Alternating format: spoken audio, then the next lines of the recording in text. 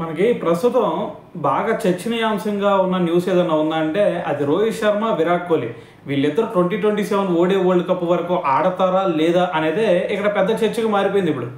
ఎందుకంటే ఒక పక్కన చూస్తుంటే వాళ్ళ ఏజ్ చూస్తేనేమో పెరిగిపోతూ ఉంది, ఇంకో పక్క చూస్తేనేమో వాళ్ళిద్దరూ టెస్ట్ క్రికెట్కి అలాగే T20కి రెండింటికి కూడా రిటైర్మెంట్ ఇచ్చారు. మరి వాళ్ళు ప్రస్తుతం ఆడుతుంది కేవలం ఐపీఎల్ అలాగే ఈ ఓడిఐ ఫార్మేట్ మాత్రమే. మరి మరి ఈ ఓడిఐలకు కూడా రిటైర్మెంట్ ఇచ్చేసి కేవలం ఐపీఎల్ మాత్రమే ఆడతారేమో అనే డౌట్లు కూడా చాలామందికి వస్తూ ఉన్నాయి.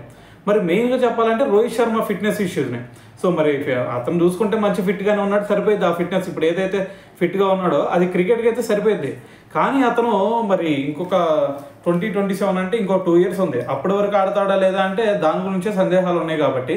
సో మరి ఇప్పుడు దీని గురించి ఒక క్లారిటీ ఇచ్చాడు యువరాజ్ సింగ్. సో యువరాజ్ సింగ్ వాళ్ళ ఫాదర్ అనమాట.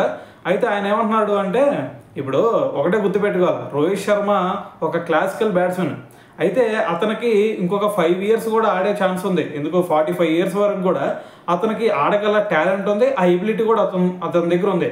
సో ఖచ్చితంగా బీసీసీఐ మరి రోహిత్ శర్మ దగ్గరకు వచ్చి కాంటాక్ట్ అయ్యి ఖచ్చితంగా నువ్వు ఒక 5 సంవత్సరాలు ఆడి తీరాల్సిందని చెప్పేసి మరి అడిగి తీరాల్సిందే.